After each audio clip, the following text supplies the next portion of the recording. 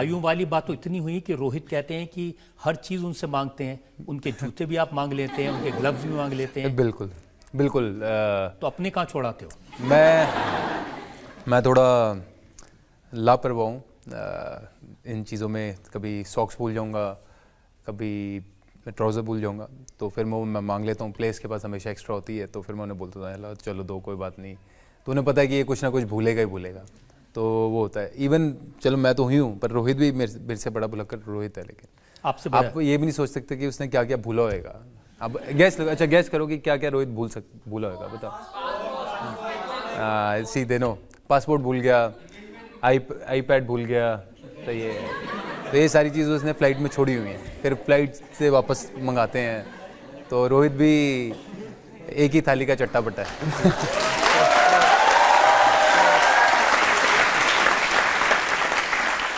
विराट कोहली का इंटरव्यू देख रहा था, वो कह रहे थे कि ये बिल्कुल टपोरी की तरह बात करते हैं रोहित था बिल्कुल नहीं। जब उसका मन होता तो टपोरी की तरह भी बात करता, और ऑफ कोर्स वो मुंबई की लैंग्वेज है तो उसका स्टाइल उसमें पूरा। और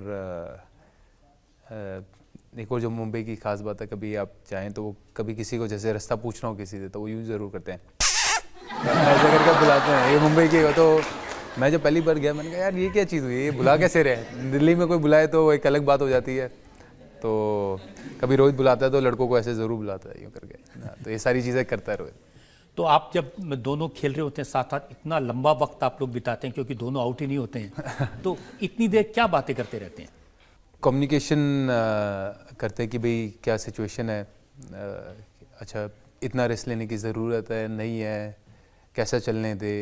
अब जैसे मैं मैच खेला वर्ल्ड कप में, तो मेरे जब बॉल लग गई थी, जब मैं 25-27 रन पे था, मेरा फ्रैक्चर हो गया था, तो मैंने फिर रोहित को बोला कि यार अभी मैं बड़ी शॉटें नहीं मार सकता, और मेरे को नहीं लगता कि भाई मैं वो करूँगा। अब हमने अच्छा वो दे दिया, बेस दे दिया टीम को कि 70 रन बन गए तो मैं बाहर चला जाता हूँ, वो कोई और आएगा और वो सेट हो जाएगा और वो अच्छा करेगा, क्योंकि मैं बड़ी शॉट मार नहीं सकता, मेरे हाथ में दम नहीं है।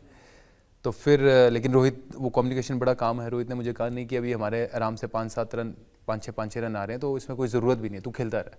तो मैं खेलता रहा।